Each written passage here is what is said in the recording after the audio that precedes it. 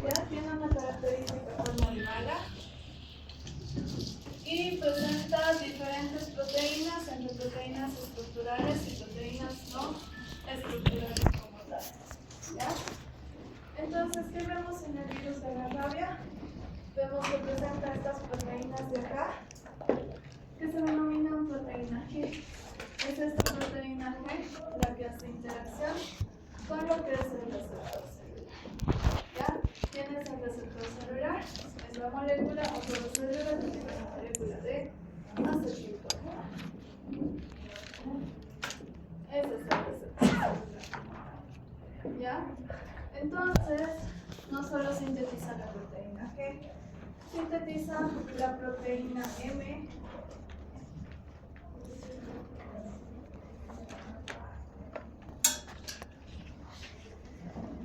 proteína M, proteína E, la proteína P y una ribonucleoproteína. Cuando yo les hablo de ribonucleoproteína, significa que es el material genético que se encuentra interaccionando con las proteínas como tal. ¿Ya? Entonces aquí tenemos esta ribonucleoproteína que es importante para su misma replicación. Bien, también presenta lo que es un ARN polimerasa que le sirve para la replicación y le sirve para síntesis proteica. ¿Cuántos tipos de ARN mensajero tiene el virus de la rabia? 5 tipos de ARN mensajero. Y si tiene 5 tipos de ARN mensajero, ¿cuántos tipos de proteínas va a sintetizar? 5. A ver, aquí hablamos de lo que es mecanismo de transcripción, traducción y síntesis proteica, ¿verdad? ¿Se acuerdan ustedes que dentro del núcleo, para que la señal del material genético salga del núcleo, no puede salir mi material genético como tal, ¿verdad? Tiene que salir en forma de ARN mensajero. Tiene que mandar un mensajero que pueda salir del núcleo e ingresar a los ribosomas. Este ARN mensajero que se encuentra en el material genético, que está sintetizado en base al material genético, lo entendemos como una secuencia de bases nitrogenadas. Adenina, guanina, citosina, adenina, guanina, citosina, adenina, adenina, etc. Pero este ARN mensajero tiene que pasar de su forma inmadura a su forma madura. ¿Por qué tiene que pasar a su forma madura? Porque aparte de tener en nuestro ARN mensajero una secuencia de bases nitrogenadas que nos permita sintetizar proteínas, también tenemos otras secuencias que no tienen esta función de sintetizar proteínas, no tienen ninguna información de síntesis de proteínas. ¿Cómo se llamaban esas secuencias?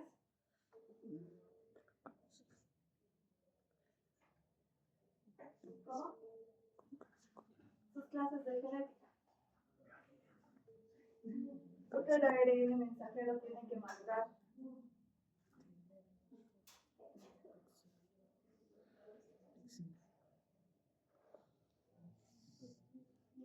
¿Se acuerdan que era un intrón y que era un exón? Clases de genética.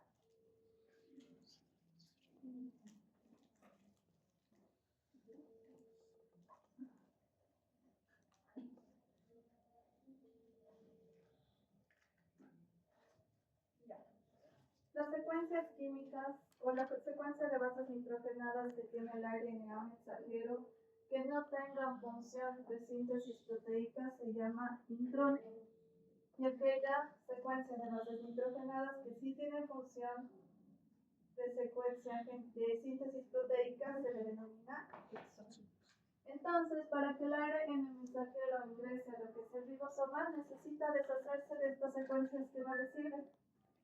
Necesita eliminar estas secuencias, eliminar los intrones y solo quedarse con los exones.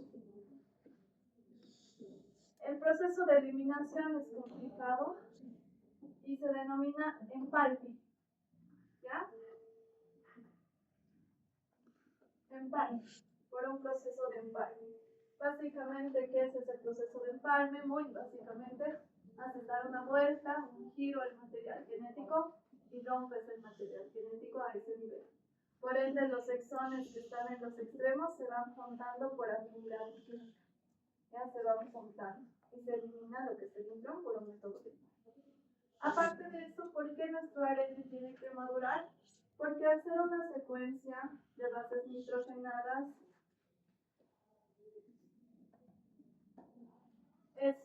y como es lineal, es muy sensible al ataque de nucleasas.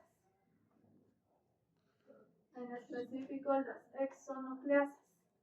¿Ya? Hemos hablado de esto en el primer tema.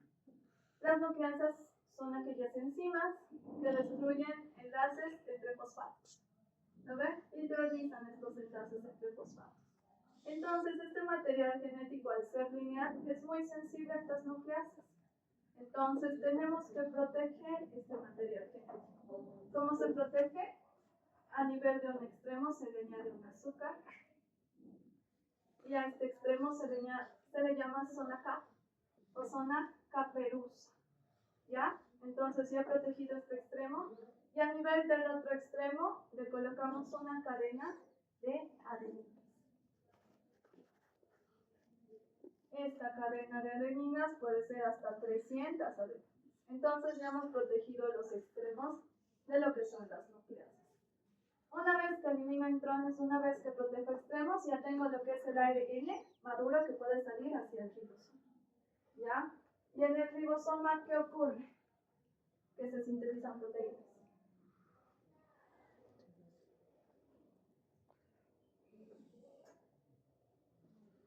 ¿Qué tiene el ribosoma? Se lo dibujaba así, ¿no ve? ¿Qué tiene el ribosoma para síntesis de proteínas?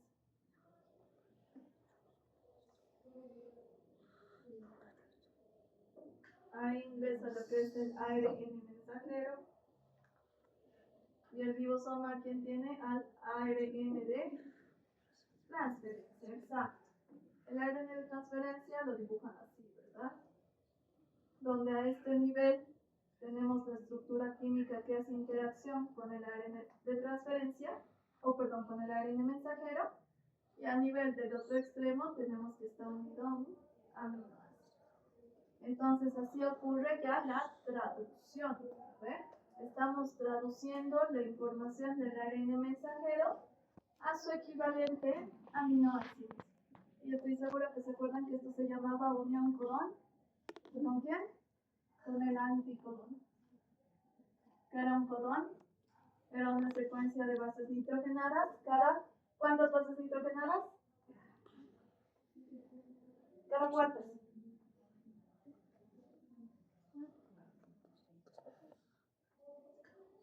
Chicos, van a tener examen de dogma central de la biología molecular. ¿Cada cuántas bases nitrogenadas se le denomina codón? Clases de genética o clases de biología o seguramente en anatomía. Cada 3, ¿no ven? Cada 3 bases nitrogenadas se le denomina codón. Se le denomina codón. Y cada 3 bases nitrogenadas tiene su específico aminoácido que lo sintetiza. Ahora, seguramente se acuerdan que hay un codón de iniciación y hay codones de terminación. ¿Verdad?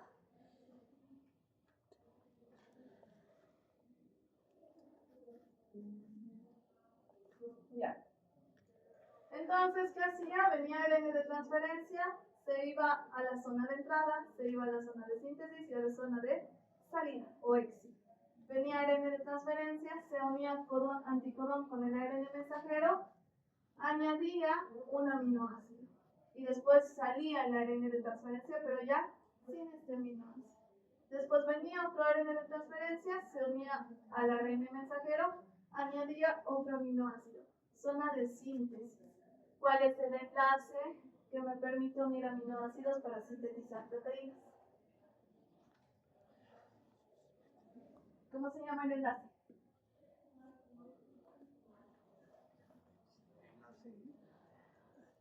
¿Cómo se llama el enlace para síntesis de proteínas, chicos?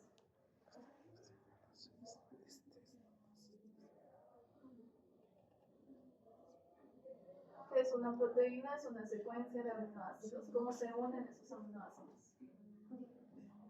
Enlace peptídico. Acuérdense del enlace peptídico.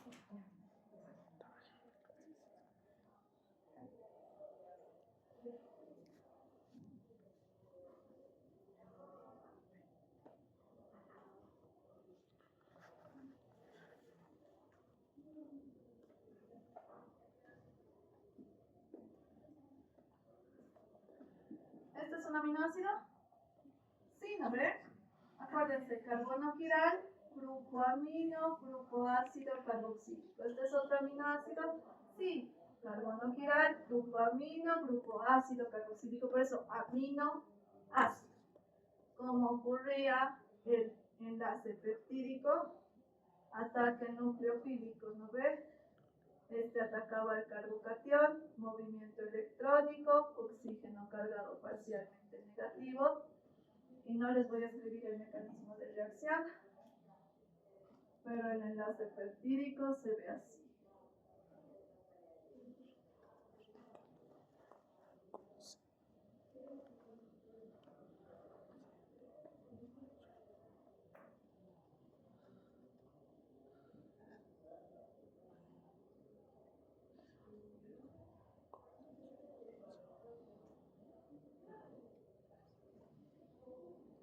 Aquí está esta formación de enlace peptídico.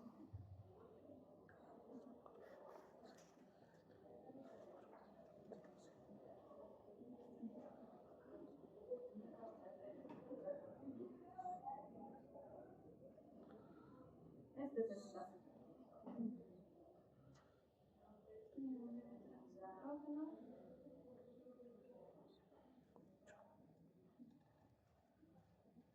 Este es el enlace peptídico. ¿No ven? Este es el enlace peptídico. He unido lo que son mis dos grupos amino. Eso es lo que pasa en el ribosoma. Hay una síntesis de trascendencia. Y acuérdense que era una reacción de deshidratación, ¿verdad? Aparte de esto que generábamos agua. ¿Se acuerdan de eso? Más o menos. Ya. Entonces, se genera la síntesis de proteínas. ¿A qué me voy con todo esto? ¿Cuántos ARN mensajeros sintetiza el virus de la rabia? Sí. Por ende, sintetiza 5 proteínas. Por ende, este ARN mensajero ingresa, hace la síntesis de una. Ingresa otro, hace la síntesis de otra. Ingresa otro, hace la síntesis de otra. ¿Ya? Entonces, ¿qué le pasa al virus de la rabia cuando hace interacción con la célula? Veamos eso.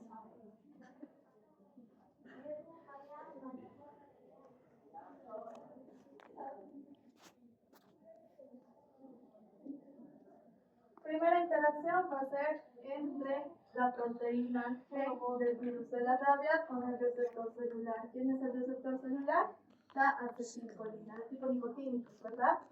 Entonces hace una interacción, por ende como ingresa por medio de un endosoma. Su ingreso es por endocitosis. Posteriormente ingresa, está en un endosoma, que hace el virus de la rabia para poder liberar el material genético, disminuye el pH. Disminuye el pH a nivel del endosoma. ¿Quién hace que disminuya este pH? Las proteínas. Ya disminuye el pH, se libera su material genético y empieza la síntesis de su proteína como la síntesis de su replicación. Estas proteínas que se sintetizan, la N, la P, la M, la G y la L, muchas son estructurales y otras son no estructurales. ¿Quién utiliza para la replicación de su material genético la P y la L? Ya la proteína P y la proteína L le ayudan a sintetizar la ribonucleoproteína, que era la interacción del material genético con las proteínas.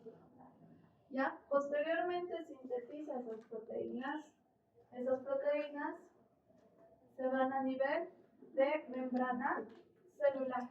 ¿Por qué? Porque este virus, al ser un virus con envoltura, se libera por el mecanismo de gemación. Pero acuérdense que la gemación no ocurre por acá, no ocurre por acá, no ocurre por acá. La regla para que la gemación ocurra debe ser que el área de la membrana celular tenga lo que son las proteínas como tal, las proteínas virales. Solo en esa área donde tenga su proteína viral va a poder salir lo que es el virión como tal y ser liberado. ¿Bien? Hasta ahí. ¿Alguna pregunta con lo que veas el virus de la rabia a la célula?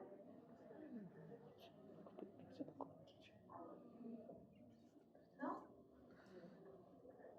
Mecanismo o vías de transmisión. La vía de transmisión del virus de la rabia puede ser de forma directa, inoculación de un animalito que se encuentre infectado mediante una mordida, o puede ser por vía aérea, ¿ya? ¿Cuándo es por vía aérea? Cuando el paciente ha ingresado a una cueva donde a nivel de las paredes se encuentren murciélagos con virus de la rabia. ¿Ya? La cueva no tiene interacción con luz solar, ¿lo ve? Y es bastante húmedo, entonces los viriones pueden transmitirse mediante la interacción a vías respiratorias. Bien, esto es muy interesante porque en sí el virus de la rabia es inocuo cuando se encuentra a nivel del ambiente gracias a los rayos de luz solar se desnaturaliza. Por eso la inoculación tiene que ser directa. Pero en las cuevas no hay entrada de luz solar, entonces el virus de la rabia se mantiene intacto para cuando una persona ingrese y se pueda contagiar. ¿Ya? Entonces también por eso el virus de la rabia se transmite de forma directa, no es que ustedes si han tocado lo que es una muestra que tenga saliva de estos animalitos y después se empiezan a frotar, se puedan contagiar. Si la muestra ha tenido un tiempo a nivel de rayos UV, con interacción de rayos UV, es posible que no haya contagio, ¿ya? Porque se desnaturaliza. Entonces, primera inoculación, mordida. ¿Qué pasa? El perrito rompe la piel, la primera barrera física que tenemos, y después este perrito o este animalito está liberando lo que son los viriones por medio de su saliva. Una vez que libera, tenemos una primera afectación a nivel de células musculares, que son los miocitos. Me van a averiguar para la siguiente clase si es que el virus de la rabia induce su replicación en estos miocitos, o qué les pasa a estas células musculares cuando generan interacción con virus de la rabia. Bien, entonces, primera inoculación a nivel de miocitos. Ya. ¿Qué provoca el virus de la rabia? A los miocitos.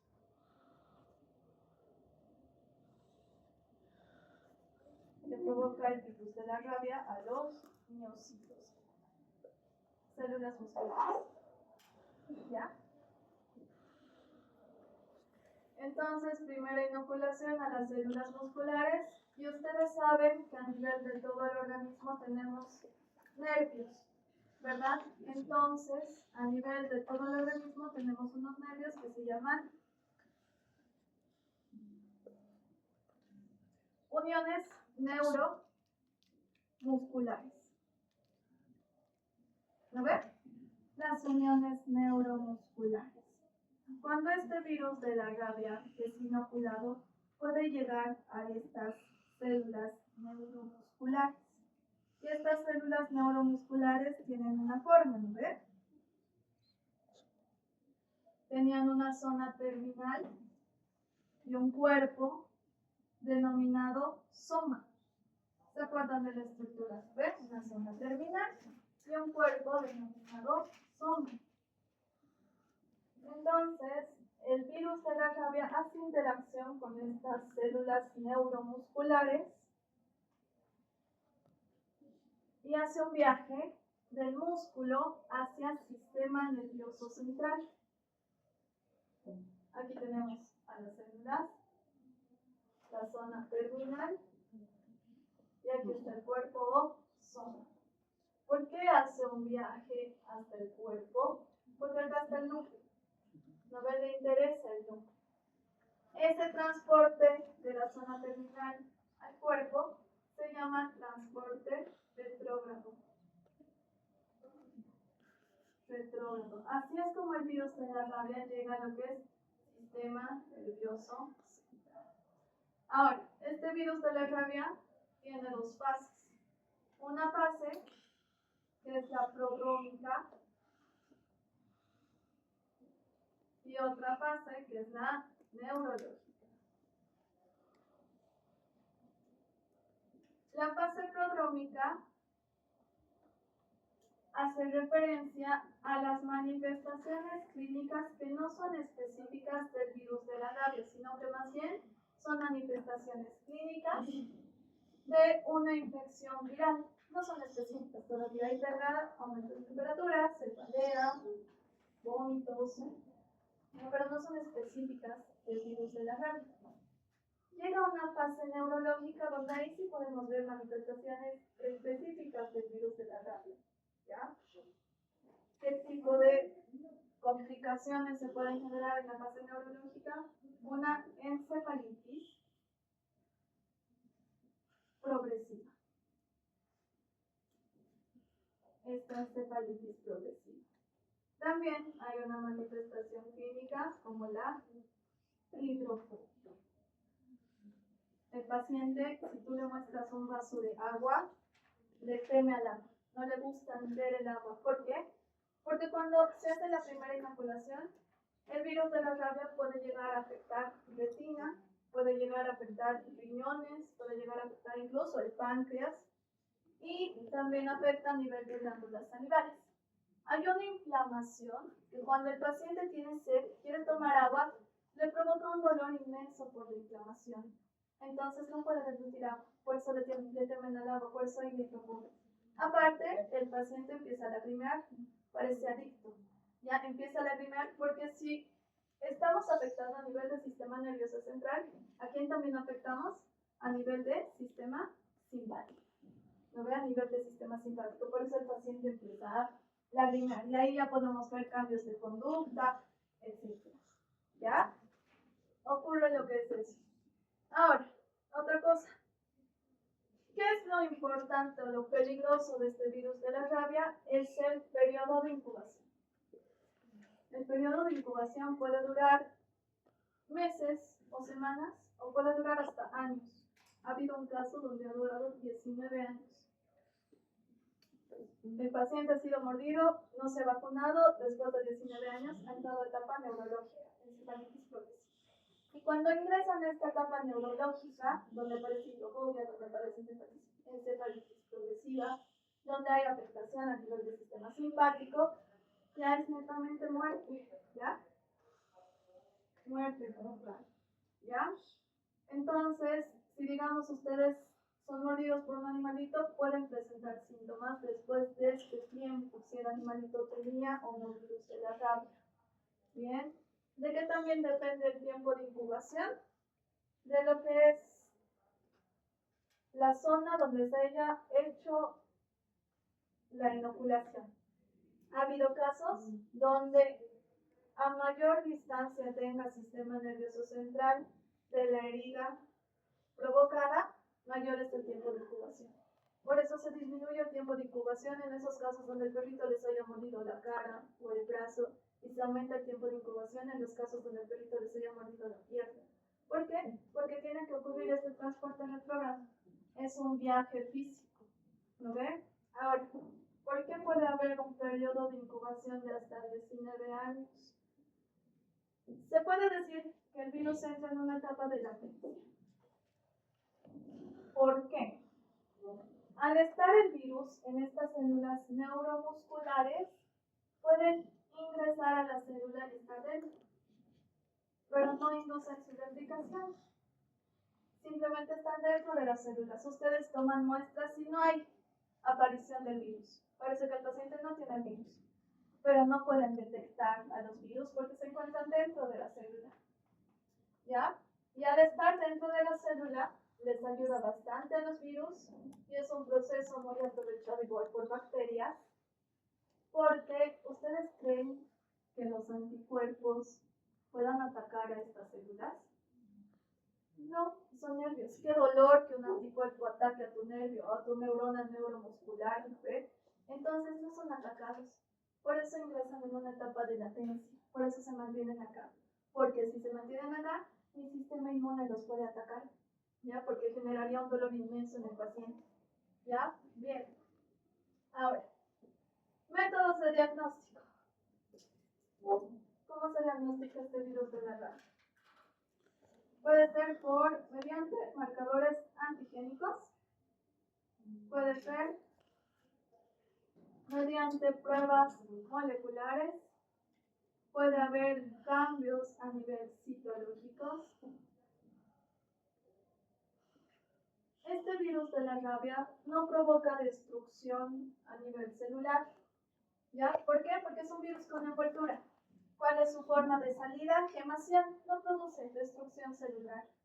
Bien, sin embargo, dentro de estos efectos citológicos o cambios citológicos, se busca un cuerpo de inclusión que se llama cuerpo de Negri. Estos cuerpos de Negri son los que se buscan a nivel celular para poder confirmar la infección por virus de la rabia. Y esos cuerpos de Negri son signo patognomónico del virus de la rabia. Ya saben que es un signo patognomónico. ¿Cómo se ve un cuerpo de Negri? Ahorita vamos a ver esto. Sí. Así. Es una inclusión eosinofílica. Aquí está el núcleo y aquí está el cuerpo de Negri. Entonces veo una célula que tiene cuerpo de Negri, netamente virus de la rabia. También se puede aislar al virus. ¿Cómo se aísla el virus? Se toma muestra de la saliva del paciente y se inocula a un ratoncito que está sano.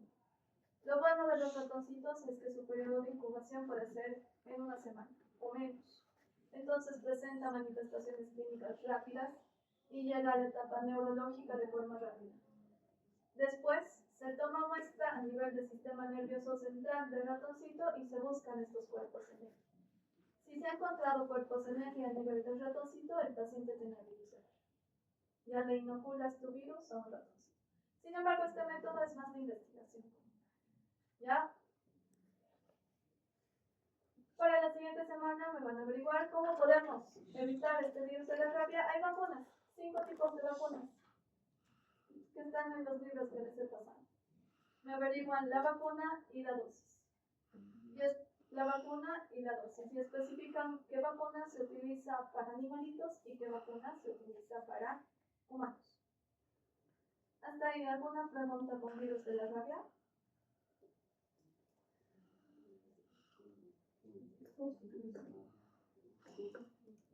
¿Alguna pregunta con virus de la rabia?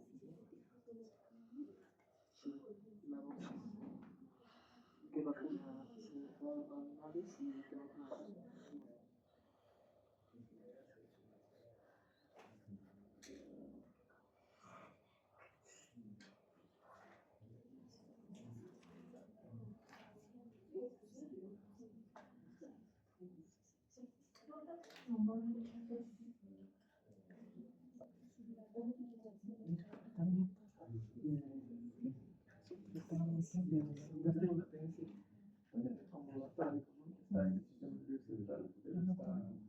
No tiene otro tratamiento.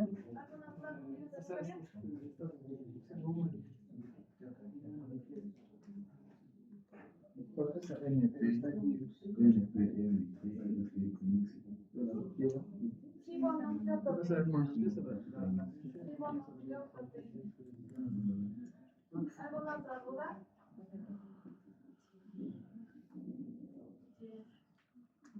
Tratamiento solo para que ustedes controlen síntomas. Ya, pero controlar los síntomas, ¿cuál pueden llegar a la etapa neurológica? Sí o sí es la vacuna. Ni bien te muerde el animalito, tienen que vacunarse. Aparte de limpiar la herida y hacerla sangrar. A ver, seguramente alguna vez que se han hecho morder, van al médico y les limpian de una forma que hacen sangrar la herida, pero después tienen que vacunarse de igual. ¿No? Entonces, ni bien les muerde un perrito, tienen que seguirlo hasta saber que tenga familia, o si no, que lo van a volver a ver, pero es que se va. ¿Bien? Nada más, ¿verdad? Poliomielitis. Virus de la poliomielitis.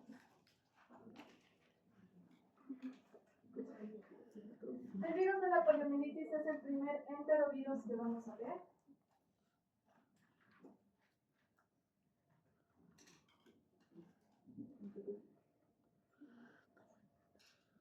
Es un virus de material genético de tipo RNA. Y como es un enterovirus que se transmite por vía fecal oral o por contacto con agua contaminada, este virus no tiene envoltura. ¿Por qué? Porque ingresa por la boca, posteriormente, primera replicación ocurre en bucofaringe y después se va al estómago. Y en el estómago tenemos una barrera química que es el ácido clorhídrico. Este ácido clorhídrico tiene un pH aproximado de 3. Entonces el virus, para poder generar infección, tiene que poder ser resistente a este ácido clorhídrico. Por eso es un virus sin envoltura. Si es un virus sin envoltura, a nivel superficial que tenemos proteínas. Y las proteínas son mucho más resistentes que un líquido. ¿No ves? Esa era la diferencia entre virus con envoltura y virus sin envoltura. Por eso este virus no tiene envoltura, material genético de tipo RNA, transmisión vía fecal oral o por medio de agua contaminada. Resistencia. El virus puede ser resistente a ácidos, a altas temperaturas o detergentes. Por eso, a diferencia del virus de la rabia, si tú tocas algún material que tenga gran cantidad de carga viral, posteriormente te empieza a azúcar la boca, los ojos, etc., sí puedes inocularte con el virus de la poliomielitis. ¿Ven? Porque imagínense, este virus es altamente resistente incluso a los detergentes. ¿Ya? Entonces se mantiene inocuo. Y cuando ingresa al organismo ya pasa de ser inocuo a ser infectivo. ¿Ya? Generar infección. Grupo enterovirus es una enfermedad infecciosa aguda que su forma grave afecta al sistema nervioso central. El virus de la poliomielitis es un virus que genera una viremia. Y al generar viremia, ¿qué significa viremia? Que ya se encuentra a nivel de sangre, ¿lo ves? Y si está a nivel de sangre, puede estar en cualquier lugar de tu organismo. ¿Ya? ¿A dónde ataca principalmente? A nivel del sistema nervioso central. ¿Qué enfermedades causa a nivel del sistema nervioso central? Puede haber una poliomielitis paralítica o una poliomielitis no paralítica. Dependiendo qué tipo de poliomielitis tengas, en el caso de la paralítica, se puede generar una parálisis plácida.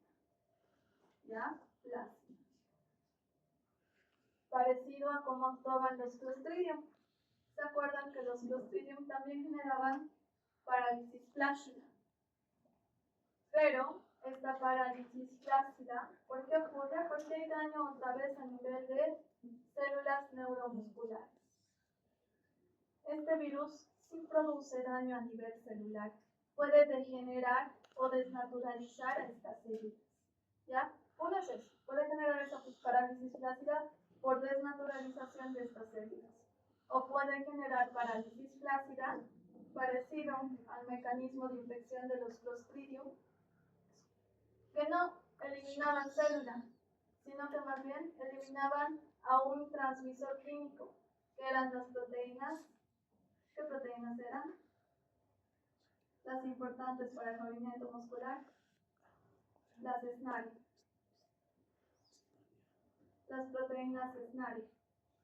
Estas proteínas, ¿qué ocurre? Viene agente causal y produce hidrólisis. Hidrólisis de proteínas. Entonces ya no teníamos estas proteínas. Y así ocurría la parálisis plácida. Y en el caso de Clostridium, ¿se acuerdan que cuando este Clostridium infectaba a un bebé, se llamaba síndrome del bebé blando? ¿Ve? El bebé ya no podía moverse. Porque aparte de no tener respuesta inmune, los Clostridium no solo hidrolizaban a las proteínas SNARI, hidrolizaban a todas las proteínas. Por eso síndrome del bebé blando. Se perdía tono muscular, etc. ¿Ya? Entonces, afecta a motoneuronas en médula espinal, da por resultado parálisis plácida Sin embargo, hay en mayor proporción la aparición de una poliomielitis asintomática. Puede llegar hasta la no paralítica, pero todavía si llega hasta la no paralítica, puede haber una etapa de curación en unas 4 semanas. Ya en unas 4 semanas como tal. El tiempo de incubación del virus de la poliomielitis hasta 14 días. 14 días. Entonces, patogenia. Entrada vía oral o respiratoria. Primera replicación en bucofaringe. Posteriormente va al intestino. Y en el intestino, ¿qué ocurre? La absorción de nutrientes. ¿Ve? Entonces, el virus de la poliomielitis genera interacción con estos nutrientes y aprovecha que el organismo, ¿qué debe hacer? Absorber los nutrientes. Entonces, al ser absorbido, no solo el nutriente llega a nivel de torrente sanguíneo, también llega el virus de la poliomielitis. Entonces, aprovecha ese mecanismo de absorción de nutrientes que tiene el organismo. Una vez se absorbe, llega a torrente sanguíneo, produce viremia, puede llegar a lo que es llega al sistema linfático y a nivel de sangre llega a nivel del sistema nervioso central. Ahora, métodos de diagnóstico.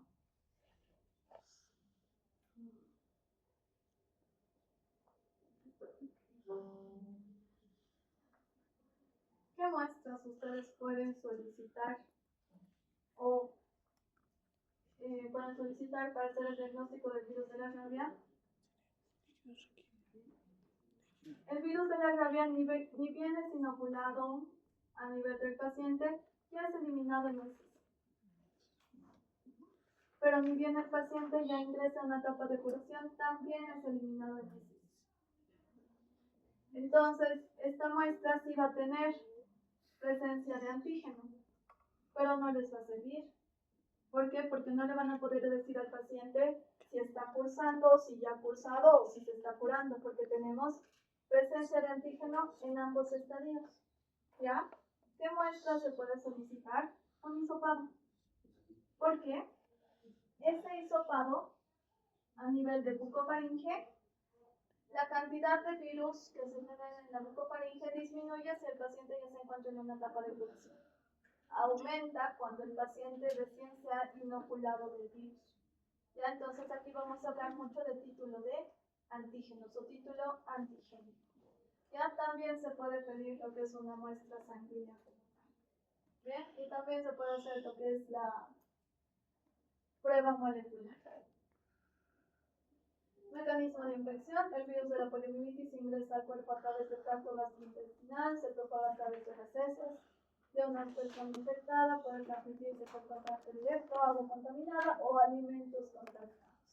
Bien, esto ya lo hemos visto. Primera replicación a nivel de bucofaringe, segunda replicación a nivel de intestino.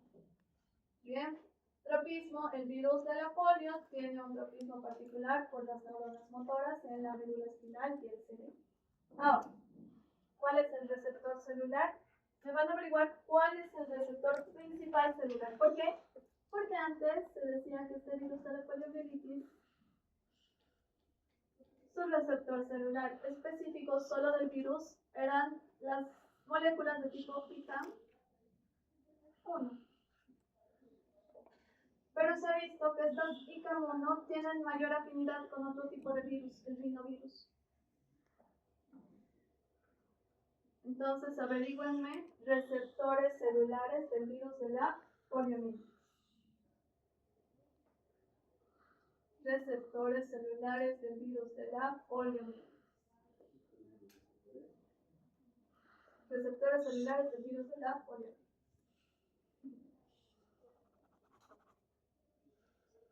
Y por último, de igual forma, vacunas. Vacunas y dosis.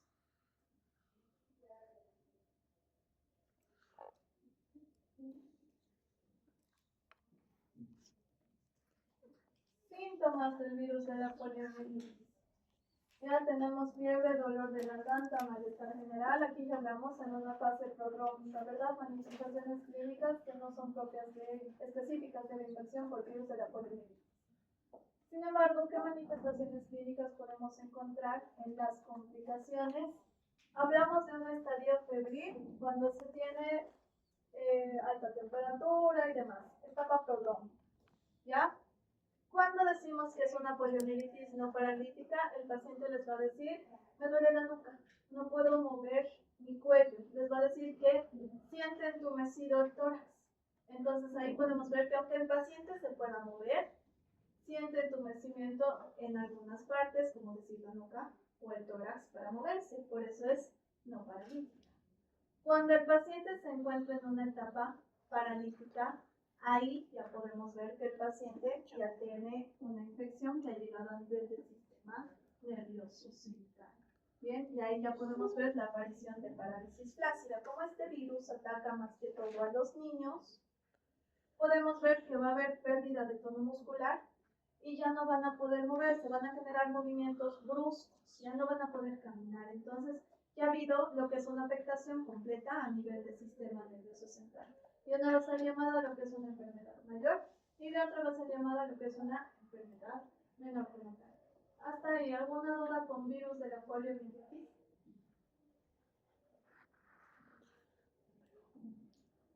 ¿Alguna?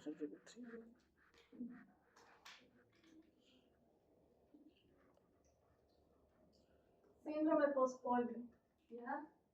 Después de que el paciente se cure del virus de la poliomielitis, puede llegar a